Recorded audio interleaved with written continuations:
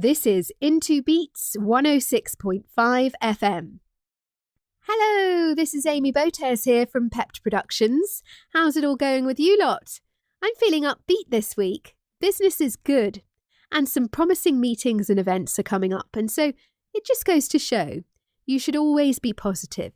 And that's what this week's final episode in the series is all about. What's the best that could happen? Okay, so a little bit more about me, just in case you missed my series on performing your way to success. I am a professional RADA-trained actress and communication coach, and I offer training and coaching to business professionals in everything from presentation skills to personal impact in meetings, to confidence building, to team building. Anything to do with communication and making the most of who you are, we can help you with. And we use physical, vocal and mental exercises to literally take a person from Clark Kent to Superman.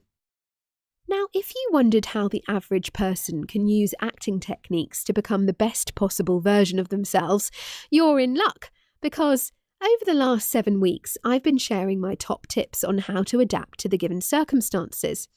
And although this is the last programme in the series, you can catch up via my YouTube channel, which is listed as PEPPED Productions. We often say, what's the worst that could happen, as a way of persuading someone to take positive action, as it's a way of reframing the possible outcomes of that person's action.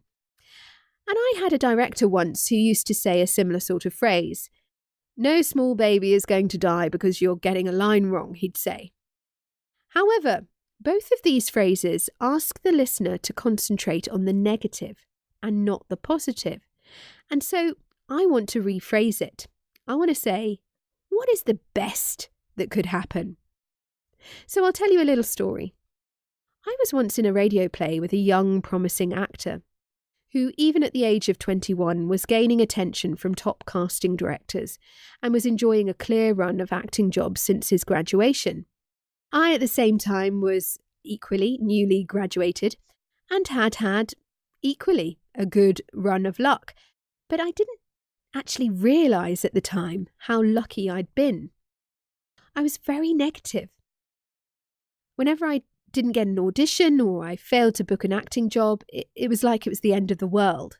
Now, in comparison, this very promising actor that I worked with was incredibly positive about his future. And I vividly remember having this conversation with him.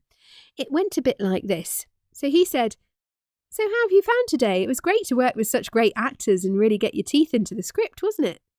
And I replied, "Sure, but I'm just worried about the looming unemployment once this is done." And he replied, "Sure, but then it's great exposure. I mean, one day you could be doing this, the next day a West End play, the next a Broadway play, and then Hollywood.